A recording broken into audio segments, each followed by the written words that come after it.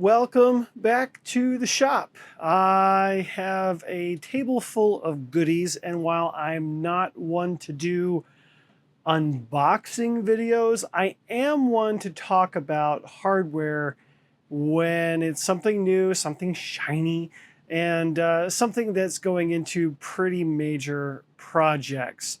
So everything that I am going to be talking about today is going into the Model 44. To catch you up to speed, if you haven't been following on the channel, I am working on a quarter scale Wedell Williams Model 44 from Hostetler Plans.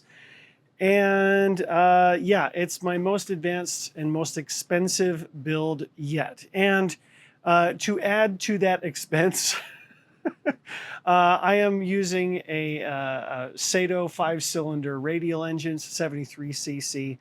I've got a Rama-Cerveria prop for that engine to make it all pretty and functional. But today we're talking about all of the electronics, all of the stuff that's going to make all of the stuff work. And I'm excited to share that with you because it's a lot of really cool tech, and it all revolves around FrSky. So with the FrSky Tandem series of radios, you get a lot of really neat features, but really what's awesome is that since we're moving to a day of telemetry, they realized that the wrong location of the screen is down on the bottom. Yeah, that is the wrong location, because once you attach a neck strap to this, yeah, the neck strap is completely in the way of things that you need to see at a glance. In addition, we've got all of these momentary function switches that can be programmed to do anything that you want it to, essentially. And you can make it call out different telemetry values for you, or make a combination of buttons do different things, and we'll get into some of that. But the screen being up here to display everything that you need at a glance, and it's touch screen, you can swipe and do all that stuff, and you can see it in the daylight. It is a game changer for me and the way that I interact with my models. Now, I was very happy, and probably would still be very happy, with my Horus X10S. Love that radio. But I realized that the advantage that I get with the Tandem line of receivers is worth it, because it's operating not just at 2.4 gigahertz, but also 900 megahertz. And it automatically swaps to whichever frequency you're getting the strongest signal from. Make sure you have control of your model, right? Because more and more 2.4 gigahertz stuff means that you are more prone to interference. Now, when you're at a flying event, not only do you have everybody else flying at 2.4 gigahertz on the radio, but you've got Wi-Fi, you've got cell phones, you've got all sorts of stuff on the 2.4 gigahertz spectrum, and there's a lot of noise. So yeah, it makes sense to me to be able to move to this platform for the more expensive models and be able to utilize a lot of different toys. I'm using a lot of different toys because these are toys specifically for specific purposes, and I'm not repurposing them. So use is the correct word. Let's move on to what these toys are. All right, so first and foremost, we have to give a huge shout to FPV Builds RC, FPV Builds and Tech. Anthony is my East Coast dealer for all things FrSky, and so he has been the guy who's been able to hook me up with all the things that I need for this project from FrSky. So let's start over here. So we have a whole stack of FrSky exact servos. The reason I went with these is the pea shooter. All right, pea shooter definitely has convinced me that I need to use these servos because they operate through the F-bus. They are extremely precise. They give me telemetry data. So if a servo is overheating, if a servo is pulling too much current, it can give me that feedback if I program it into the radio. All right. That's the kicker. So I only need 6. I need an aileron and an aileron, an elevator, a throttle, and a rudder. That's it. That's all I need. Pretty basic. So those are my servos. In addition, I have the pitot, functional pitot airspeed sensor. I'm going to have airspeed on this airplane as well, because why not? I'm still building the model, so I can do that. I've also got an NFC switch.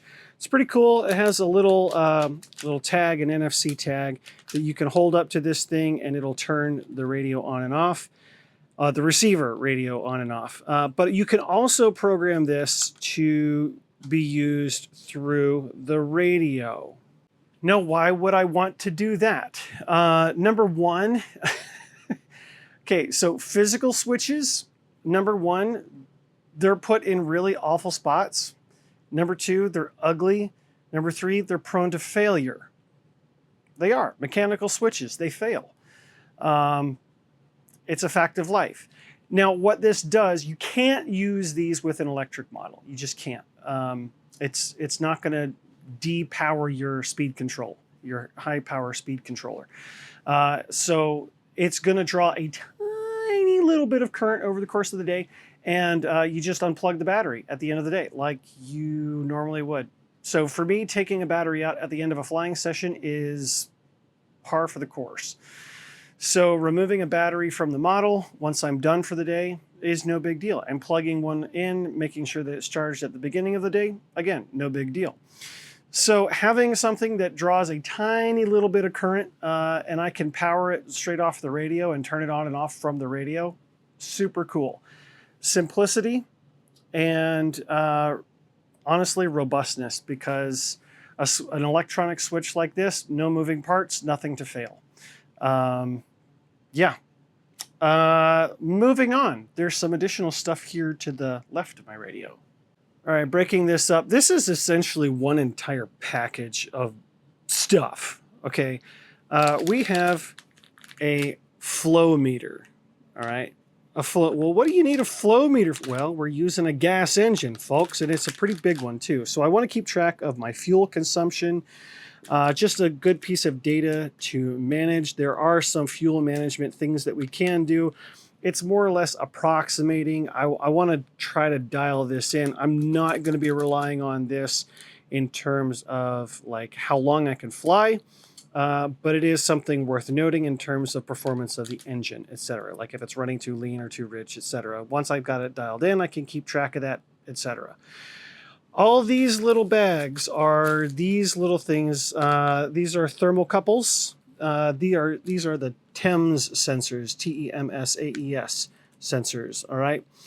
These I've used in the past. If you're old to the channel, I recognize it's been several years since this build. I built a Bugatti 100P. And along with that Bugatti 100P, I made or had parts made to make a contra-rotating brushless motor.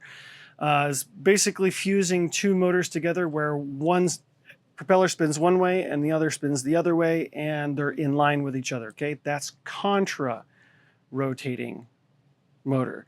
Counter-rotating is where they're apart. So like B25 or P38, but the propellers spin in opposite directions. That's counter. Difference between counter and contra. Okay, so for the Bugatti, I used this. So this is a RPM sensor, but it also has two temperature sensors that you can hook up to it. So you have two wires that go to two wires on the motor, and it will spit back telemetry data telling you what the rotation of the motor is. So for me, in my radio use at the time, I was able to get the telemetry back that the motor was spinning at roughly 13,500 RPM. And that's where I got my 26,000 RPM for the bearings, right? Knowing how fast those bearings are spinning. So familiar with these thermocouples and how they work, it's pretty straightforward. Not to mention, we use something similar in the industry that I work in for refrigeration and freezers, etc. So pretty straightforward. What we use both of these things for is this. So this is the FrSky Advanced Engine Suite. And I have been messing around with this thing already, and I'm going to do an in-depth video on it because I think that a video should be made on this. I recognize that this is an older model and that it's probably outdated. I know that there's an Engine Suite 2. The problem with the Engine Suite 2 over this one is a couple of things. So my engine is 5 cylinders, right? So I have T1, 2, 3, 4, 5. Perfect. So I can monitor the temperature using one of these thermocouples for each cylinder. That way I can monitor whether or not I've got any misfires or any potential issues, all right? Or if I'm overheating, right? So managing my baffling system as well for testing, etc. Also, this operates as an engine kill switch, right? So I can plug in my ignition directly to here and I have an isolated engine kill switch.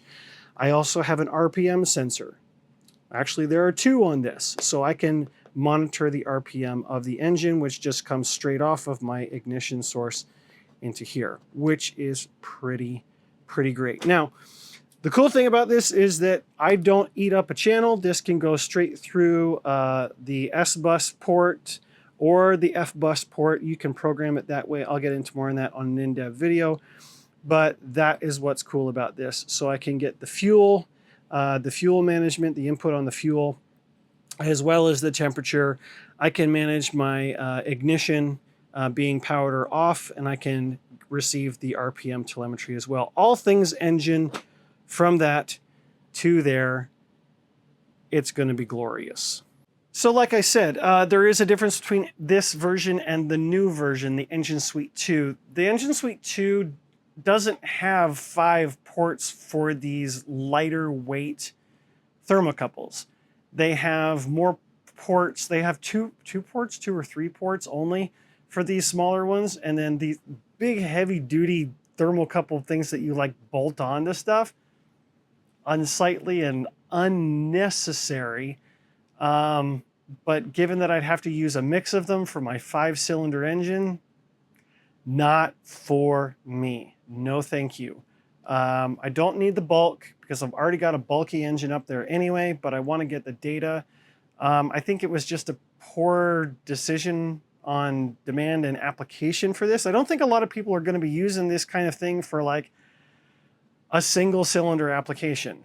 I think it would be really great to have, like, if you had like a large twin engine airplane.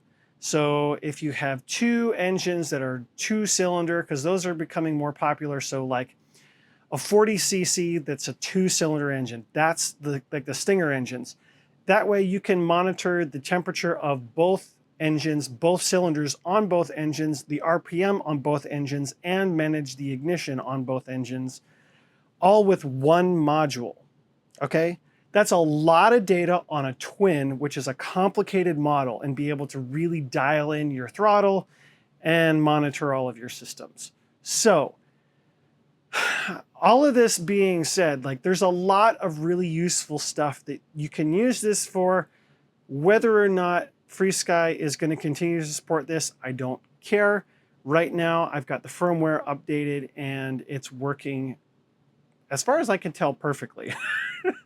I need to do some additional testing, but it's communicating with my radio and I'm getting things set up and learning all of the language and all of that programming stuff. You guys know me and software, we don't get along all the time. The other last cool thing about the engine suite that I need to talk about is power. So the unit itself has an XT30 port for power. Now, there are 2 different ways that you can power the engine suite. You can power it directly through a battery on there, or if you have like a TD R12 or larger capacity that has, or even a TDR10 or TD10. Yeah, so here's a TDR10. It doesn't have any of the XT30 connectors, but once you power, let me put you on a tripod and I'll show you. So I have this radio previously bound. So it's a funny, like I said, I'll get into this later. You can power the radio this way through a single battery, then through this cable, which sends the telemetry to the radio. It also carries the current here. Okay, so I have connectivity. So yeah, I've got the 2.4 and the 900 signal. That works. Now, you can also power it this way. So if you've got power on the receiver, you can do it that way. So this is powered and this is powered. And you can see I've got 2.4 and 900 megahertz. So you can power it either way, not both, which is kind of convenient. Either way, what this means is I don't have to have a separate battery for my ignition on my engine. I just have to run this wire to my ignition system, okay? That is a huge advantage because while it seems complicated on the surface, in reality and application and installation, it makes my life much, much simpler. I don't have to manage multiple power systems. I have a power system for the radio, which supplies power to the ignition system, and it's isolated because of this unit. Very plain, very simple, very, very useful. So as you can see, I've got things to learn, things to do, and that's why I purchased now, because I wanted to get this stuff in my hands so that I could start learning, so that it's not last minute. I can use this as like means to take breaks from the other work, right? From the building, from covering, from detailing, learning all the ins and outs, doing the radio program, because it's going to take a lot of programming to do all the things that I want. I can program warnings from my pitot tube and airspeed sensing, right? I'm getting too slow. Get your butt in the air. Apply a little more throttle. Or you got too much throttle. Your engine's overheating on cylinder whatever. And I can create custom sounds that I can upload to my radio and have the radio play those back, like cylinder 1 overheat, cylinder 2 overheat, things like that. Or servo 1 overheat, servo 2 overheat, things like that. I can program the radio to tell me that if I meet a certain threshold. I just have to take the time to program the radio to do that, which is super awesome on an airplane as complex and expensive as this project is.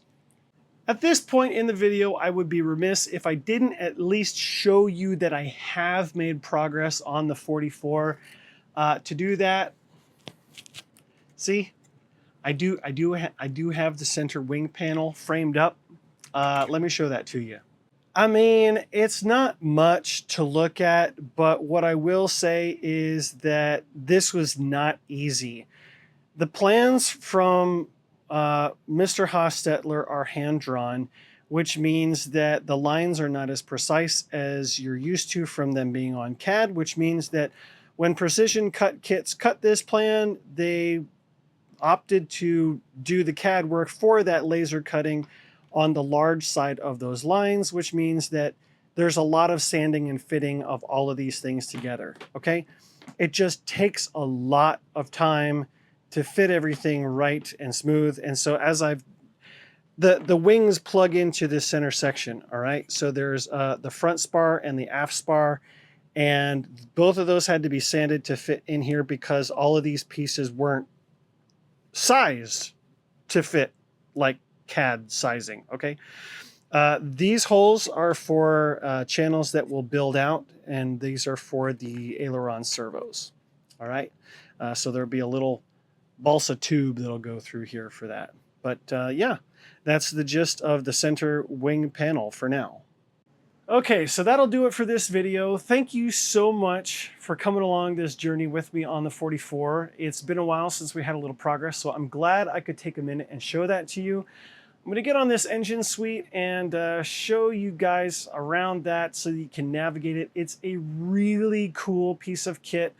I'm going to get it to the point where I fully understand it, can explain it to you, and I'm going to get it working with the radio to show you how the data looks on the radio. It's pretty cool.